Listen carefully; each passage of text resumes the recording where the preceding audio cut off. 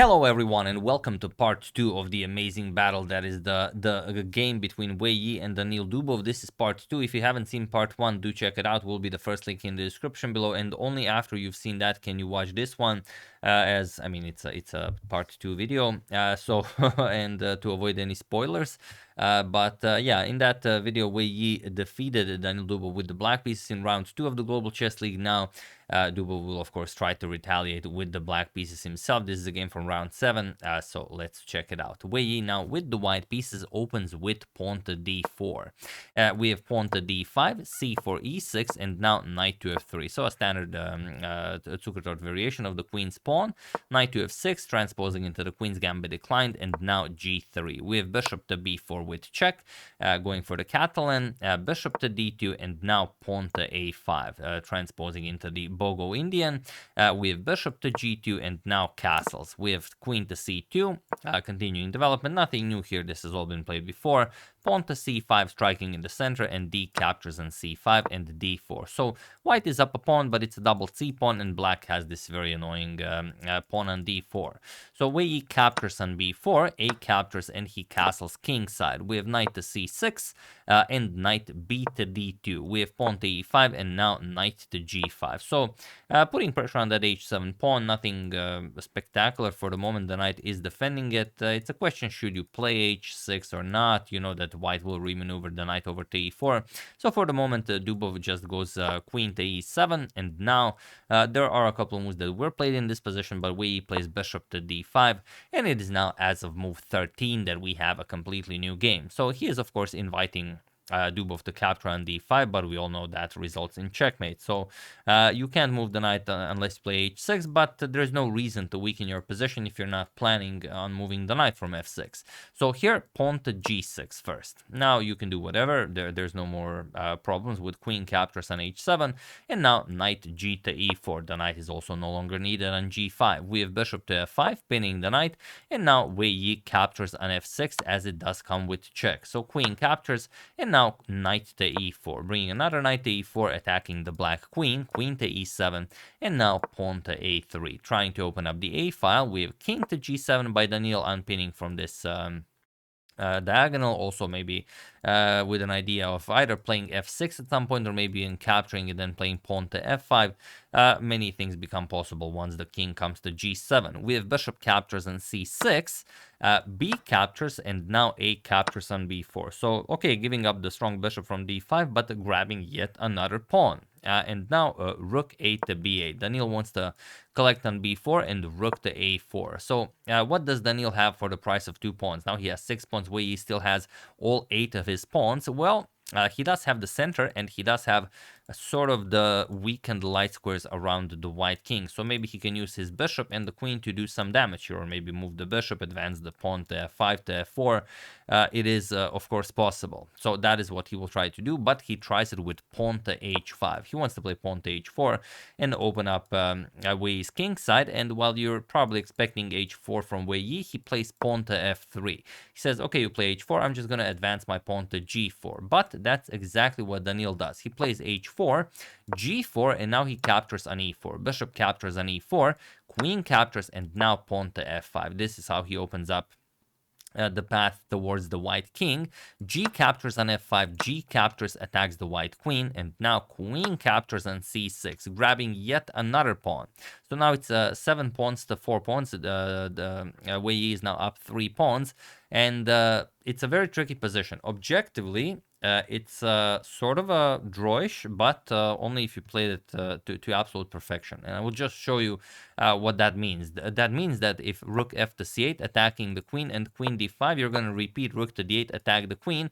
And now you either repeat moves, or you go for rook to a7, attack the black queen. Now black cannot capture on d5 because a queen captures, queen will be captured with check. So queen captures on a7 will be played, and now you just play queen captures on e5. So white will have to sacrifice an entire rook to continue the attack. Here, queen captures on f5, king to 8, and now pawn to b5. And now the connected pass pawns, the rook, the queen, will be compensation enough for the extra rook. So that's how the position would go if played to absolute perfection by both of them. But this is a rapid game, of course, and you know, the two of them are playing. Of course, that will not happen. Rook to f6. Daniil goes after the white king with rook to f6. Queen to d5, and now rook to g6 with check. We have king to h1, and now there's this very, very interesting idea of queen to g5. How does white stop queen to g5? Just queen g5, it was not played in the game for a very good reason. But if queen to g5 was played, how do you stop checkmate? Feel free to pause the video and try to find the only move for Wei Yi on how to prevent checkmate and continue having a better position while I give you a couple of seconds.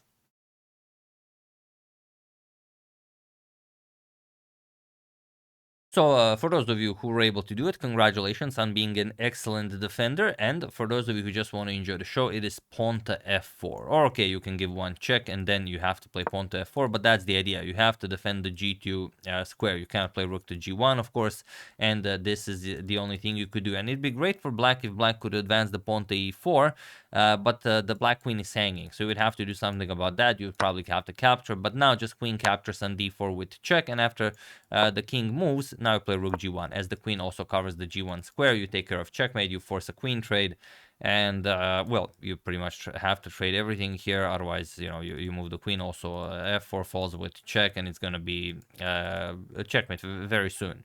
So after king to h1, Daniil figures out, okay, I can't play queen to g5 right away. I will sort of improve with king to h6, but now we have rook to a8. Now Wei Yi wants to trade off a pair of rooks. We have rook captures, queen captures, and now king back to h7. Of course, again, you can't really allow the queen to come to h8. So king to h7, and now pawn to f4. And with this pawn on f4, there's no way to reach the white king. And what's even worse is that if the pawn remains on f4, you don't even have queen to g5. So e4 is played. Of course, Dubov is down material. He doesn't want to mess up his center. Maybe he can still play d3 and create a pass pawn. But now rook to a1. And now how do you stop rook to a7? This will win the black queen. Rook to g7 is played, and now queen to d5. Just going for queen captures on f5 with check. So queen to f6, and now queen to d6, offering a queen trade. Of course, Dubov cannot accept a queen trade. He declines, and now queen captures on d4. And now Wei Yi is up 4 pawns, so that's a lot.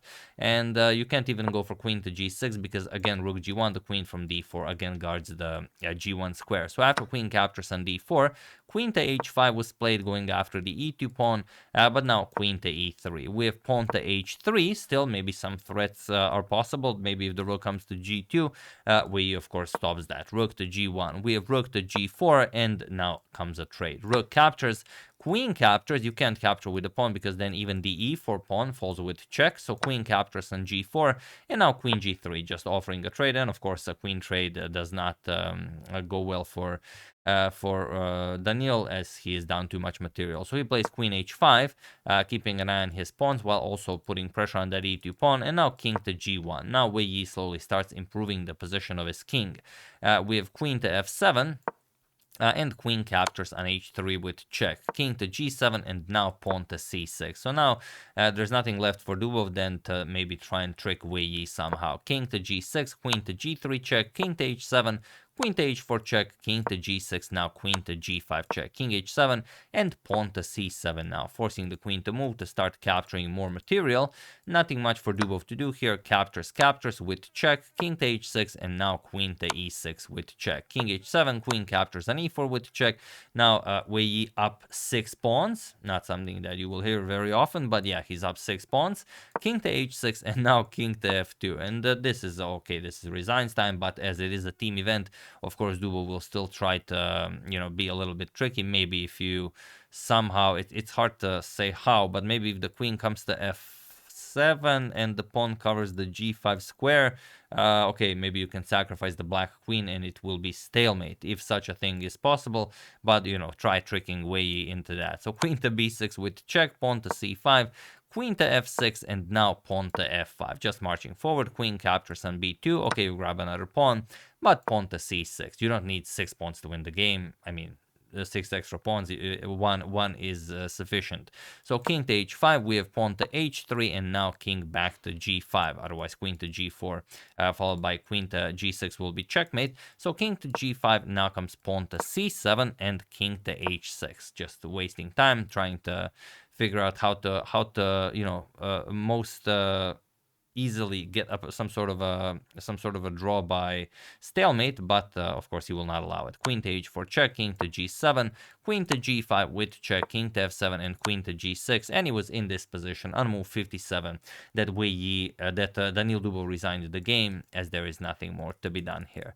So king to e7 would be played, then something like queen to e6 check, and that's it. You go to f8, then c8 queen, and after king moves, either queen to g8 or maybe queen to g6 will be checkmate, so whichever you prefer. So yeah, brilliant stuff. Like I said, if you haven't seen the previous game, do check it out. First link in the description below. It is really a crazy game, and it's sort of an improvement on what was played in the World Chess Championship match between Jan Nepomniachtchi and Magnus Carlsen. Not an improvement, as Wei Yi deviated with a line that's just as great. Or maybe that he figured that he knew how to play better than Daniil Dubov, who was Magnus Carlsen's second for the World Chess Championship match. But yeah, if you haven't seen it, first link in the description below, it will blow your mind. And like I said, this is a two-part video, so you have to watch both parts. So yeah, that's the game. Hope you guys enjoyed it. In this little skirmish, Wei Yi takes both wins against Dubov, but as usual, if the two of them ever play a game, I will definitely cover it. And there is one more game. The first time they met up, it was a classical game that they played. I will also show you that one. Maybe tomorrow for a nice Sunday, a classical game between Wei Yi and Dubov. Yeah, it doesn't sound like a bad way to spend the Sunday. So I really hope you enjoyed it. I would like to thank Samuel Kane, Gerhard Henkelmann, Jeremy Antifos, Carl Weinberg, and David Gasparian for your contribution to my channel. Thank you a lot. I really appreciate it. As usual, you can check 2 of my previous videos here. Thank you all for watching, and I will see you soon, continuing to check up on your wonderful suggestions and whatever else happens in the chess world. So thank you all. I will see you soon, and have an excellent rest of your day.